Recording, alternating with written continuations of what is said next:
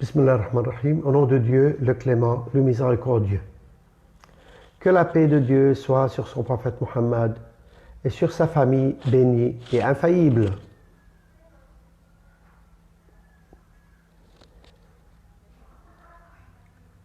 Comme d'habitude, chers amis,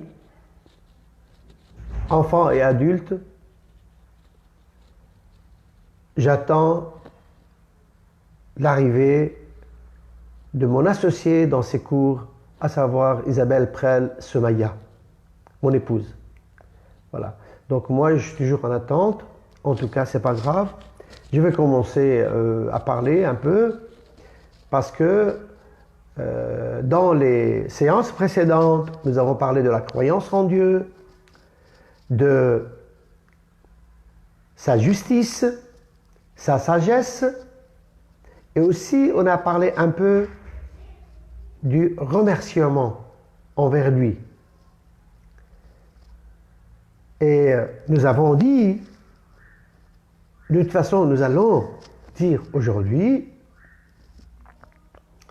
que la perfection de Dieu, la perfection de Allah, impose sa perfection impose qu'il s'occupe de ses créatures. Pour la simple raison est que, comme il est raisonnable et sage, c'est lui qui a créé la raison. Bon, apparemment, notre amie Somaya Isabelle a des problèmes de connexion. On attend toujours son arrivée avant de reprendre. Voilà.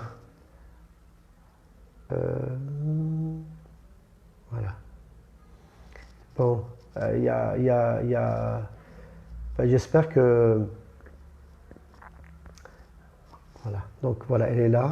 Donc je vais l'ajouter. Voilà. Donc nous, notre division se fait à distance. Donc nous, on est en train de diffuser. Moi, je suis actuellement à Beyrouth. Elle est à Bruxelles.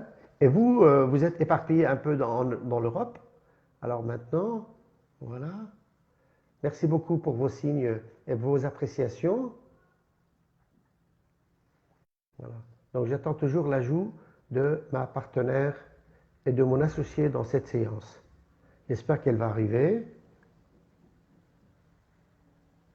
Allez. Ajouter. Je concours. Voilà. Enfin. Salam alaikum. Ah, wa alaikum salam. Bah, c'est à toi de saluer tout le monde. Bah, salam alaikum à tout le monde, hein. Désolé toujours pour ces contretemps techniques. Voilà. Mais bon, Inch'Allah Voilà. que Dieu nous Donc, facilite les choses. voilà. Donc, nous allons reprendre. Alors, je disais, tu m'entends, Somaya, hein, tu participes. Hein, si tu trouves que ce que j'ai dit, bah, c'est bon, bah, s'il te plaît, bah, alors vas-y. Hein. Alors, donc, on va recommencer dès le début. Hein. Au nom de Dieu, le clément, le miséricordieux. Que la paix de Dieu soit sur son prophète Muhammad, sallallahu alayhi wa Muhammad, Allahumma salli et ala sur sa Muhammad famille wa ali bénie et Muhammad. infaillible. Alors nous disions que Dieu, qui est illimité, qui a créé ce monde et qu'il est parfait, doit, et il n'est pas normal qu'il ne s'occupe pas de ses créatures. Donc il doit s'occuper de sa création. Et nous savons très bien que tous les êtres, ils ont une ligne de conduite, que ce soit les êtres végétaux, ou bien les animaux, ou même les corps solides.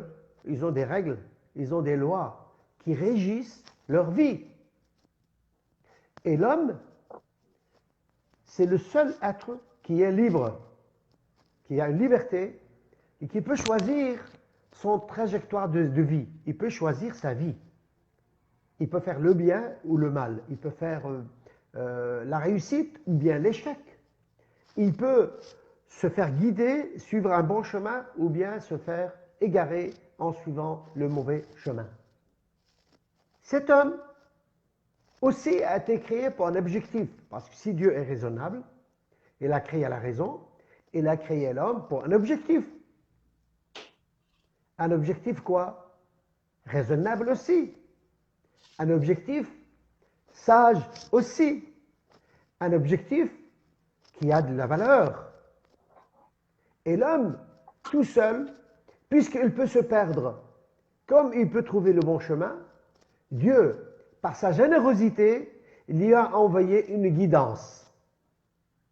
Dieu, donc par sa générosité, par sa bienfaisance, gracieusement, il lui a envoyé une guidance.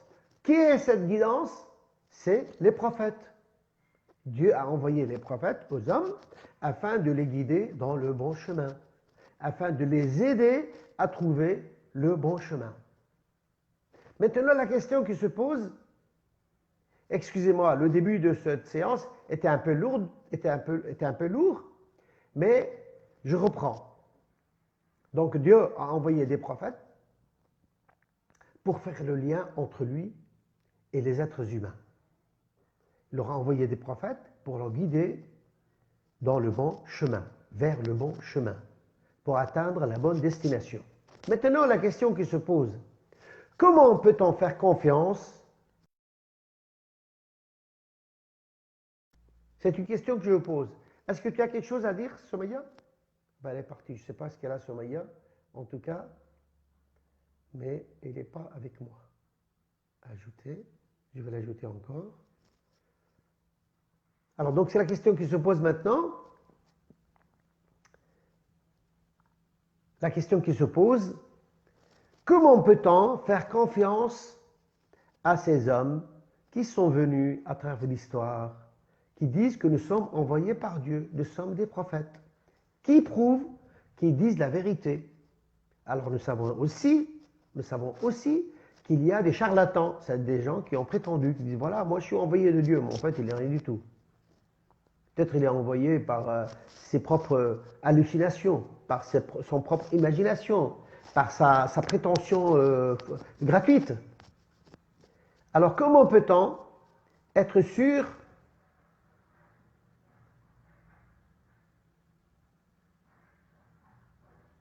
Alors, apparemment, Somaya, elle a un problème.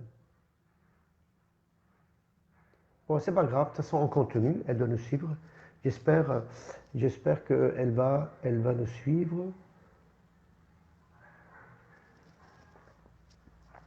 Bon, la question qui se pose maintenant, comment peut-on être sûr que cet homme qui vient vers nous, il dit qu'il est prophète, que c'est vraiment, il est prophète? C'est être digne de confiance. Que cette personne qui vient dire qu'il était prophète, qu'il est envoyé par Dieu, il faut que cette personne soit quelqu'un digne de confiance, soit quelqu'un qui dit la vérité, et que tous les gens autour de lui le reconnaissent comme étant un homme véridique, un être humain véridique, qui ne dit pas des mensonges. Parce que si quelqu'un dit des mensonges, on ne peut pas y croire. Si quelqu'un dit des mensonges, on ne peut pas le croire. Voilà. Et vous connaissez tous l'histoire. Je ne sais pas où est-ce que tu étais partie, Somaya, Isabelle, mais maintenant, alhamdoulilah, tu es de retour. J'ai rien compris, hein, donc... C'est pas grave. C'est pas grave. Tant mieux, on reprend. Alors, comment peut-on savoir que cette personne qui vient vers nous, en prétendant qu'il était prophète, qu'il est vraiment véridique et qu'il n'est pas un menteur? Comment peut-on savoir? Alors, je te pose la question, Somaya. Alors, je disais, oui? Oui, non, j'ai compris que lorsque Dieu envoie des prophètes pour guider les gens, il les envoie donc avec un message. Et donc, finalement, la question, c'est qu'est-ce qui nous prouve que ce sont bien eux les prophètes? Ben, à ma connaissance, ils viennent à chaque fois avec des miracles, avec des pouvoirs et avec la capacité de faire certaines choses qui sortent de ce qui est ordinaire, donc qui le permettent de le distinguer des autres personnes. Oui. Mais moi, je disais aussi qu'avant d'arriver à ce stade-là, c'est-à-dire qu'ils sont avec des miracles, il faut savoir est-ce que ces personnes doivent avoir des qualités, à savoir une qualité Ah, bien sûr. principale qui doit digne de confiance, quelqu'un qui sont connus comme ils disent la vérité. Ben oui, en tout cas, on sait très bien que tous les prophètes, que la paix soit sur eux, et en tout cas le prophète Mohammed, que la paix soit sur lui, sur sa famille, était quelqu'un digne de confiance, d'une moralité irréprochable. Depuis sa naissance, il était reconnu auprès des gens comme étant quelqu'un de correct, quelqu'un de droit, quelqu'un d'honnête, qui avait de l'éthique et des valeurs constamment dans sa vie. Il a tout le temps brillé, et c'est pour ça que certains surnoms mettent en évidence son côté de bons comportements, comme Amine, comme, enfin, il y a plein de surnoms qui mettent en évidence et qui louent ses qualités. Est-ce qu'on peut croire est-ce qu'on peut croire quelqu'un qui n'est pas connu comme quelqu'un qui dit la vérité ou bien qui peut-être y ment? Est-ce qu'on peut croire en lui? Ben, en tout cas, dans la logique divine, non, on ne peut pas. Moi, Même dans la personnellement, je logique ne peux pas. terrestre? Ben, dans la logique terrestre, on voit bien que les gens, comme tu le disais tout à l'heure, sont libres. Donc, ils peuvent très bien faire des choix de suivre comme guide des gens qui sont erronés, qui Oui, mentent. mais Mais logiquement parlant, si dans on- la logique, mais, normalement, on suit quelqu'un qui est en cohérence entre ses paroles et ses actes. Donc, il faut que ce qu'il nous dit et ce qu'il fait soit correct et que ça corresponde entre ses paroles et ce qu'il fait dans la vie au quotidien, voilà. qu'il y ait vraiment une Donc, correspondance. On appelle ça en français congruence. Mais bon, c'est un mot voilà. compliqué, mais en tout cas, il faut qu'il y ait une cohérence entre ses paroles et ses actes. Donc, on peut dire que si quelqu'un était digne de confiance, il est normal que les gens lui font confiance. Oui, c'est quelque chose, cette relation de Par exemple, confiance s'est on peut installée trouver beaucoup de automatiquement. choses pardon, on peut trouver beaucoup de choses dans la vie où les gens font confiance. Par exemple, admettons, prenons comme exemple quoi, les chauffeurs de train, les conducteurs des trains. Les gens, ils montent dans le train parce qu'ils savent que le conducteur, c'est une de confiance, parce que c'est une compagnie respectable, parce qu'il y a des règles qui régissent le fonctionnement des trains. Donc les gens, ils font confiance, ils montent dans les trains. Ils ne connaissent Oui, pas est-ce la que ce personne, ils ne moment-là, on est connaissent même pas la vraiment. compagnie. C'est vrai? Tu m'excuses, comme j'étais en train de parler, j'ai pas bien compris la fin de la dernière phrase. Je disais que il est tout à fait habituel que les gens fassent confiance à- aux personnes dignes de confiance. Tout à fait, tout à fait. Et donc, À moi, je titre prenais comme exemple. d'exemple, à titre d'exemple, je disais par exemple, les Les chauffeurs de gens, ils train, prennent le train tout à fait. sans connaître les chauffeurs, sans connaître le directeur de la société, de la compagnie de chemin de fer. Hein. Tout simplement, ils savent que c'est une compagnie digne de confiance qui est régie par des règles, n'est-ce pas? Il y a des lois, et donc et les conducteurs sont des gens sérieux, et donc les gens, ils prennent le train. C'est vrai ou pas? Oui, tout à fait. Et même, il y a un autre exemple qui est encore plus important que ça. Enfin, moi, il y a Les un exemple avions. que je vais Les donner. avions. Oui, Les gens, les ils avions. prennent l'avion. Tu imagines? Ils prennent les avions, ils font confiance au capitaine et font confiance aussi à la compagnie aérienne qui met en place les avions et aux aéroports, et au contrôle aérien, etc. Les gens, ils leur font confiance. Enfin, de toute façon, ce sont des règles que l'on applique peut-être des fois sans le savoir, mais qui fonctionnent dans plein de domaines de la vie. Je vais prendre par exemple Oui, le médecin de famille. Ben, en général, on essaie de trouver un médecin. oui. On sait qu'il a les titres requis, donc il a fait les études, il a les diplômes, mais en plus, au-delà des diplômes, on sait que c'est quelqu'un en qui on va avoir confiance parce qu'il a des connaissances, il a des compétences et il répond à certains critères. Donc, on choisit en fonction de certaines valeurs, en fonction de certaines choses qui nous semblent importantes. Et donc, bon, l'avocat aussi, le dentiste, enfin, il y a plein de choses dans la vie de tous les jours où Oui, mais oui, oui, on est-ce va que faire les appel à des gens, personnes qui ont des compétences particulières et on va les choisir et des fois, on va refuser d'aller sur certaines personnes parce qu'on n'a pas confiance, on ne se sent pas à l'aise. Donc, il y a oui, des critères qui sont là, il y a des choses qui jouent dans la sélection qu'on va opérer parce qu'on a besoin de cette confiance pour pouvoir travailler ou suivre une personne. est-ce que les gens ont le droit de vérifier la confiance des personnes en question? Ben justement, ça relève de notre liberté de pouvoir vérifier, en ce qui Oui, concerne en tout cas les domaines professionnels ordinaires, Donc que ce soit le médecin, le dentiste, le pharmacien, ce sont toutes des choses que Oui. l'on va vérifier de manière spontanée, donc sans réfléchir, ou alors même en réfléchissant, si jamais on se pose des questions. Oui, moi je me souviens d'un type que lorsqu'il voulait prendre l'avion, il avait très peur. On a tous peur lorsqu'on prend l'avion. Un peu quoi. Alors, tu sais, tu imagines, tu es dans une caisse en fer, en métal, et après tu voles sur les airs. Ça fait peur parfois, hein? Alors, Description, oui. ce type, il voulait prendre l'avion. Alors, avant d'entrer dans l'avion, il y avait tu sais, vous savez, lorsque vous entrez dans l'avion, vous avez le capitaine et Le les pilote, hôtesses de l'air qui vous reçoivent à le pilote l'entrée. d'avion, Et vous dites, le hein? pilote d'avion, le Le pilote pilote, d'avion. voilà, le pilote d'avion, le pilote avec les hôtesses voilà, et qui attendent les voyageurs, les passagers.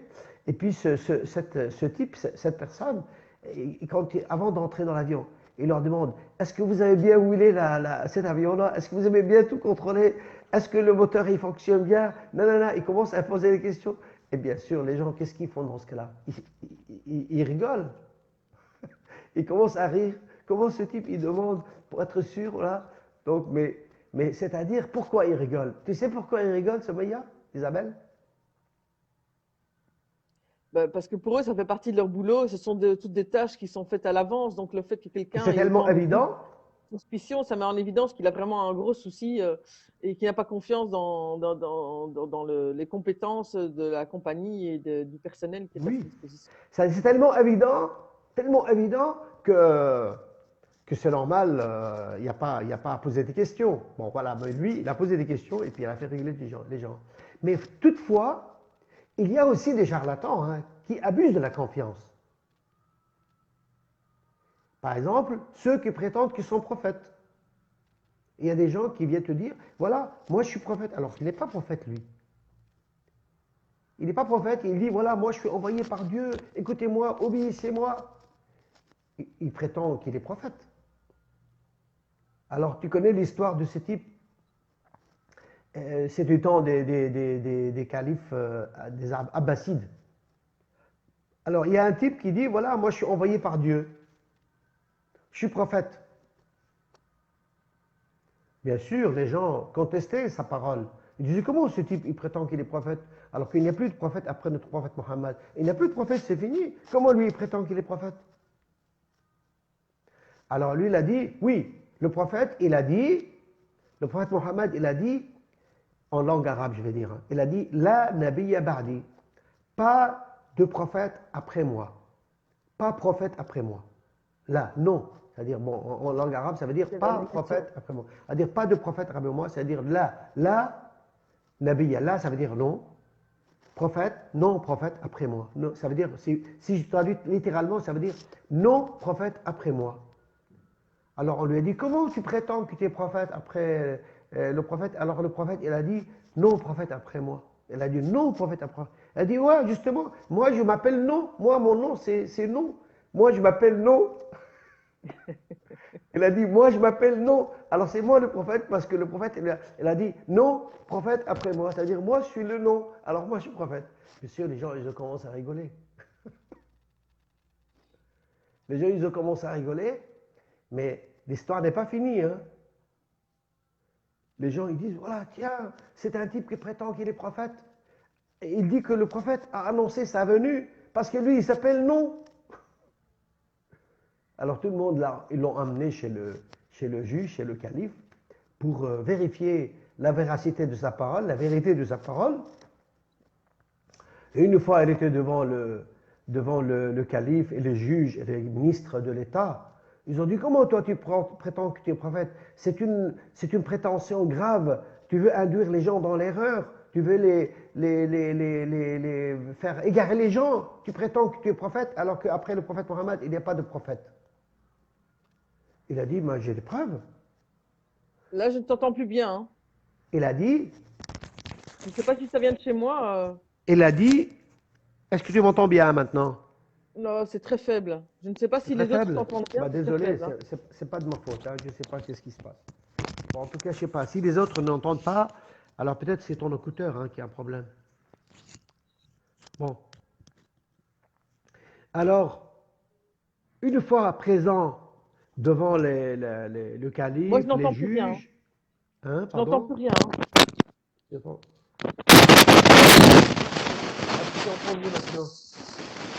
Non, juste une seconde, si vous pouvez signaler si j'entends ou pas. Maintenant? Attends, je vais vérifier. Est-ce que ça va maintenant?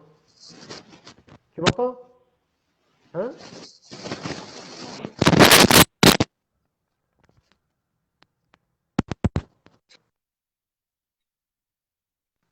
Non, je n'entends pas.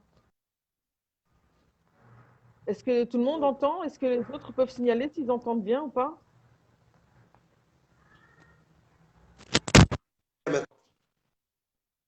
Voilà, maintenant, Réessaye, reparle un peu. Dis quelque chose. Est-ce que tu m'entends maintenant bien? Oui, maintenant c'est bon. Ouais, ouais, maintenant c'est bon. Je vais enlever les écouteurs parce qu'apparemment ça vient des écouteurs. Bon. J'ai des problèmes d'écouteurs, moi. J'ai perdu les miens, les miens. Alors, voilà. Bon. Bon. Alors donc, ce qui s'est passé est que cette personne qui prétend qu'il était prophète, il a été emmené devant le calife avec les juges et les ministres pour entendre ce qu'il dit. Il a dit, oui, moi je suis envoyé de Dieu, je suis prophète. On lui a dit, écoute, normalement un prophète, quand il se présente, il fait des miracles pour que les gens croient à sa parole. Il faut qu'il fasse des choses qui dépassent l'ordinaire, qui montrent que vraiment il a des capacités soutenues par la force divine, par Dieu. Il fait des miracles. Par exemple, vous savez très bien que Moïse, il a présenté sa baguette qui est devenue un grand serpent et qu'il a ouvert la mer Rouge pour faire passer son peuple afin de fuir l'armée du Pharaon. J'envoie des messages qui disent que oui, ils entendent, c'est bien, alhamdoulilah, tant mieux. Alors on lui a dit, par exemple, Moïse, il a transformé sa baguette en serpent et il a pu écarter l'eau dans la mer Rouge afin que son peuple traverse la mer sans nager et sans bateau, comme ça, à pied. Elle a dit non, non, c'est très difficile, moi je ne peux pas faire ça. Donc le prétentieux, qui prétend qu'il est prophète, il a dit non, non, vous n'avez pas autre chose, autre genre de miracle que moi je peux vous le réaliser comme les autres prophètes? Ils ont dit oui, si tu veux, nous avons le prophète Abraham. Il a dit qu'est-ce qu'il a fait Abraham? Il a dit Abraham, on l'a pris, on l'a jeté dans le feu. Il a été jeté dans le feu et le feu ne l'a pas brûlé. Il n'a pas été brûlé. Malgré qu'on l'a jeté dans le feu, il n'a pas été brûlé. Il a dit c'est encore difficile. Trouvez-moi un autre miracle que je peux vous faire. On lui dit ben écoute, tu as le miracle de Jésus. Il a dit c'est quoi le miracle de Jésus? Il a dit le miracle de Jésus, il y avait des gens morts et il les a rendus vivants. Même Jésus, il parlait au berceau. Oui, mais on lui a pas parlé de ce miracle-là parce qu'il était grand déjà, lui, il était un homme adulte. Mhm. Alors on lui a dit, Jésus, il a pu ressusciter des gens. Il y avait des gens qui étaient morts et que lui, il a pu les ressusciter, leur rendre la vie alors qu'ils étaient morts. Elle dit, ça c'est facile, moi je peux le faire. Elle dit, vas-y, comment tu le fais? Elle dit, emmenez-moi, donnez-moi le sabre, l'épée, c'est-à-dire, je veux couper, je veux couper la tête de toutes les personnes ici présentes et après je veux rendre leur vie. Je veux couper à vous tous, je vous coupe vos têtes et après je vous redonne la vie, je vous fais ressusciter. Alors ils ont dit tous, oui, oui, nous croyons que tu es vraiment prophète, ne nous coupe pas la tête, c'est assez, c'est prouvé, c'est bien. Elle a dit, je vous coupe vos têtes et après je vous ressuscite. Alors dit, non, ça va, on croit à toi, tu es vraiment prophète, mais ne coupez pas, s'il vous plaît, nos têtes. T'as saisi le... Oui, tout à fait, c'est évident, oui. Oui, Ils avaient tellement peur que finalement, ils ont préféré qu'ils n'appliquent pas la sentence et qu'ils n'expérimentent pas sur leur tête. oui. Bah, c'est un Parce qu'ils font charlatan. confiance. Voilà. Qu'est-ce qu'on appelle cette personne-là? Qu'est-ce qu'on l'appelle? Ben, un charlatan, un Un manipulateur. charlatan, un menteur, un escroc. Mais finalement, tout le monde, toute la séance a trouvé, bon, bien sûr, ils ont découvert que c'est un menteur, mais ils ont trouvé que c'était sympa, quoi. C'était un type qui transforme les séances. Bon, ils ont rigolé un peu, hein, les gens. Mais, mais c'est pour Mais vous dire, j'espère qu'ils ont été suffisamment intelligents et que pour faire la part des choses, et ne pas le considérer comme un prophète et un envoyé de Dieu. voilà. Et que son Oui. affaire est restée là. Les gens ont été libres de choisir de le Bien suivre, de ne pas sûr, le suivre, bien sûr. mais Son là, histoire c'est est restée l'intelligence. comme une petite blague, quoi, une anecdote, c'est tout. Un point à la ligne. C'est pour dire que la personne qui veut prétendre être prophète et guider les gens dans le bon chemin, il doit être quelqu'un de sérieux, il doit être quelqu'un de véridique. Par exemple, notre prophète Mohammed, que la paix soit pour lui et sa famille, infaillible, était quelqu'un de très véridique. À tel point que les gens l'appelaient le fidèle, le véridique. En arabe, les gens, avant qu'il devienne prophète, avant qu'il annonce sa prophétie, tout le monde, ils n'étaient pas des croyants, c'était des idolâtres à son époque. La majorité des gens étaient des idolâtres. Et il disait, lorsqu'il le voyait, il disait que c'est le fidèle, c'est le véridique. En langue arabe, ça fait as-sadiq al-amin. On l'appelait le véridique, le fidèle. Parce que tout le monde lui faisait confiance. Ils avaient une confiance aveugle en lui. Ils avaient une confiance aveugle en lui. On dit que une fois, vous savez, la Kaaba, c'est le lieu où les musulmans se dirigent pour faire la prière. C'est le cube noir, la petite maison noire qui s'y est située dans la ville de la Mecque. Donc, dans la ville de la Mecque, vous avez ce qu'on appelle la Kaaba. La Kaaba, c'est le cube noir. Kaaba, en langue arabe, ça veut dire cube, ça veut dire le lieu un peu en hauteur, le lieu, ou bien le lieu vénéré, le lieu qui a de la valeur. Voilà. Donc, la Kaaba, c'est le lieu noir, c'est le cube noir vers lequel les musulmans se dirigent lorsqu'ils font la prière. Mais avant la prophétie du prophète Mohammed, les gens respectaient ce lieu parce que c'est le prophète Abraham qui l'a construit. Depuis longtemps avant la naissance de notre prophète Mohammed.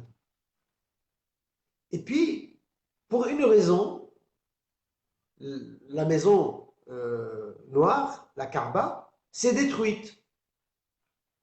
D'accord? Et dans la Kaaba, il y a une pierre qui s'appelle la pierre noire, que les gens considèrent que cette pierre, elle a une certaine valeur. Parce que le prophète le respectait et l'embrassait, parce que c'est une pierre, peut-être qui est du paradis ou du ciel, on ne sait pas. En tout cas, c'est une pierre qui est respectée. Et les gens aiment bien, lorsqu'ils vont au pèlerinage, eh bien l'embrasser, parce que tous les prophètes avant, ils l'ont embrassé, ils l'ont touché. Donc les musulmans, lorsqu'ils vont à la prière, à la Kaaba, ils font le pèlerinage, ils touchent la pierre noire. Enfin, ce n'est pas obligatoire, mais en tout cas, ils le touchent parce que le prophète l'a fait. Et ils aiment bien toucher cette pierre. Alors, lorsque les gens de la Mecque, les grandes tribus se sont rassemblées, ils ont reconstruit la Kaaba. Et ils ont voulu mettre la pierre noire à sa place, dans le mur de la Kaaba. Ils ont voulu mettre cette pierre noire dans le mur de la Kaaba. Alors, ils se sont disputés entre eux. Qui va avoir l'honneur de poser cette pierre à sa place? Ils se sont disputés entre les tribus arabes de l'époque, les tribus de Quraysh, les tribus de la Mecque, se sont disputés entre eux parce que chaque tribu voulait avoir elle-même l'honneur de mettre la pierre. Ils ne trouvaient pas de solution parce que personne ne voulait céder devant les autres et laisser les autres prendre cet honneur à sa place. Chacun dit non, c'est notre tribu, l'autre non, c'est nous qui sommes dignes de mettre cette pierre. C'est nous, nous méritons cet honneur-là de mettre la pierre à sa place, de poser la pierre à sa place. Donc il y avait une sorte de discussion, de dispute.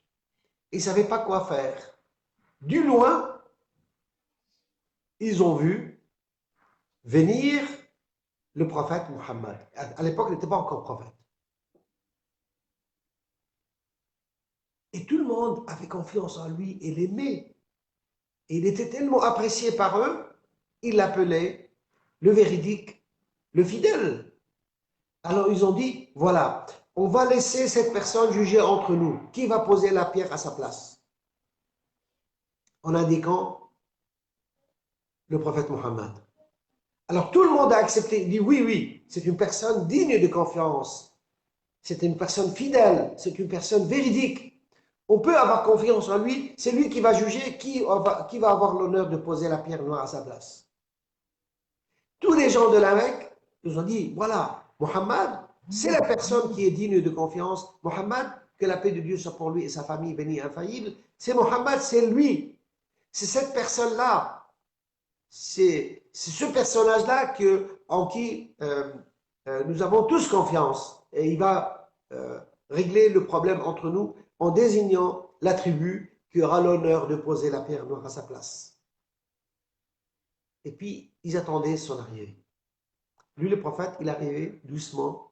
Il avait une marche modeste et en même temps prestigieux. Il était modeste et en même temps, lorsqu'il marchait, comme selon la description de l'imam Ali, que la paix de Dieu soit pour lui, il disait il marchait comme une montagne, comme une source d'eau qui jaillit. Il marchait doucement, mais avec assurance. Il arrive devant il dégageait une certaine énergie. Voilà. C'est l'énergie spirituelle qu'il portait en lui, même avant la prophétie. Vous savez que, bon, maintenant, on parlait, Mohammed, le prophète Mohammed et la famille du prophète ont été créés avant la création du monde de plusieurs années, plusieurs milliers d'années. Étaient créés comme des esprits, comme des êtres vénérant Dieu avant la création du monde. Enfin, c'est une vision spirituelle de la question. Revenons à notre question.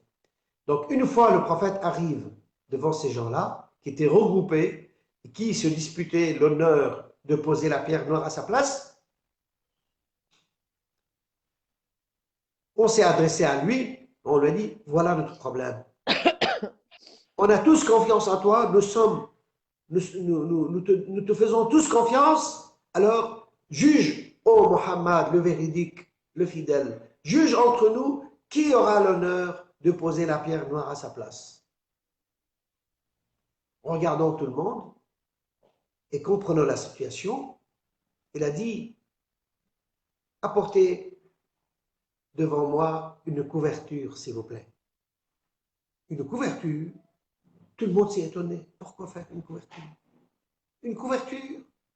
C'est quoi le rapport entre ce que nous disputons et la couverture? Mais en tout cas, comme il était digne de leur confiance, ils ont tout de suite apporté une couverture. Il a dit que chaque tribu prenne un côté de cette couverture. Donc tout le monde, chaque tribu a désigné un représentant et tout le monde a participé à porter un côté de la couverture. Et le prophète, il a posé la pierre en plein milieu de la couverture. Il a dit, levez tous ensemble cette pierre de sa place. Et tout le monde a participé à la pose de cette pierre à sa place. Et le prophète, par sa main, sa noble main pure, il a pris la pierre, il l'a mis à sa place.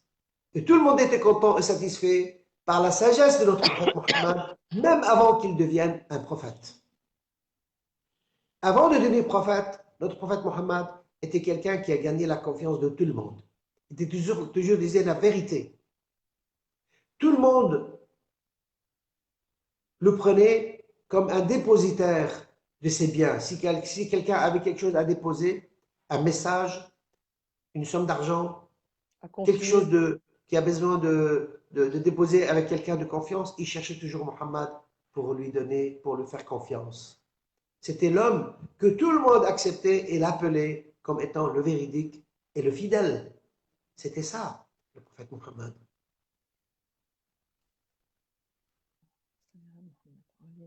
Que la paix de Dieu soit pour notre prophète Mohammed et sa famille bénie et infaillible. Bon, maintenant, notre séance arrive à sa fin. Bien sûr, il y a encore des choses à comprendre et à dire sur ce grand personnage. C'est le meilleur personnage de l'histoire et le meilleur personnage du monde. C'est le plus noble personne que jamais auquel vous pouvez penser et vous pouvez imaginer. C'est le prophète Mohammed. On en parlera, Inch'Allah, la prochaine fois avec plus de précision et plus de détails. Alors, si vous avez des questions, vous pouvez les poser. On vous les écoute et puis on va donner, Inch'Allah, des réponses satisfaisantes. Alors, tu as quelque chose à dire? Je tiens à signaler, puisque là, on arrive à la fin de ce qu'on appelle la semaine de l'unité, puisque il y a, par rapport à la date de la naissance du prophète Mohammed, que la paix soit sur lui, sur sa famille, il y a deux versions. Il y a une version qui parle du 12, Rabi al-Awwal, et la version la plus fiable qui parle du 17, Rabi al-Awwal, qui normalement, je pense, tombe demain. Donc, de toute façon, on est dans une période où on repense à sa naissance, et je tiens en tout cas à l'occasion de ce don divin, de ce prophète qui a pu nous orienter dans notre vie et nous montrer le chemin à suivre pour vivre dans la satisfaction divine. Je tiens à présenter mes meilleures félicitations à toutes les personnes qui nous suivent, mais à toute la communauté et à tous les êtres humains qui peuvent comprendre la valeur de la miséricorde de notre prophète, de son message, de ce qu'il nous a pu nous enseigner et de ce qu'on peut appeler comme étant l'expression parlante et vivante du Coran. Puisque Oui. finalement, enfin, à travers sa vie, il a fait que nous montrer les théories, les écrits de ce qu'on peut trouver dans le Coran et nous aider à mieux comprendre comment mieux comprendre le message de Dieu. Alhamdulillah. Ben, c'est très bien. Merci, merci, Soumaïa, Isabelle. Merci pour cette remarque par laquelle tu as attiré notre attention. Donc, c'est la semaine de la naissance de notre prophète. Les musulmans ont toujours célébré sa naissance à travers l'histoire et nous continuons à le faire. Et même nous ajoutons à cela que c'est la semaine de l'unité. Parce que ça, c'est la naissance, le prophète Mohammed, c'est la naissance du message divin, c'est la naissance du commencement de la dernière prophétie divine sur terre, n'est-ce pas? Et que comme le prophète Mohammed est un personnage rassemblant de tous les musulmans, donc c'est pourquoi on l'appelle la semaine de l'unité. Et moi, je dirais même, le prophète Mohammed est un rassemblant de tous les gens, parce qu'il y a beaucoup de gens qui même ne sont pas des musulmans et qui croient que lui, c'est un vrai prophète et ils le prennent pour ils le considèrent comme un personnage véridique et fidèle, comme il le faisait les gens envers lui avant l'islam. Ben alors, félicitations. Hein. Félicitations à vous tous et je terminerai juste par un rappel. Donc, comme d'habitude, dans le courant de la journée normalement, donc je posterai dans le groupe WhatsApp de Safina du Savoir les questions liées à la leçon d'aujourd'hui. Et je remercie ceux qui courageusement s'évertuent à nous envoyer les réponses. Et donc voilà, je vous encourage vraiment à continuer et à participer et à nous envoyer vos réponses. Voilà. Bon. À très bientôt. Ok, merci beaucoup. Allez, salam alaikum wa rahmatullah. Que Salam la paix de Dieu alaikum. soit Wa pour vous alaikum et avec salam. vous. Salam alaikum Salam wa rahmatullah. alaikum. Merci beaucoup. Allez, à la prochaine. Salam alaikum.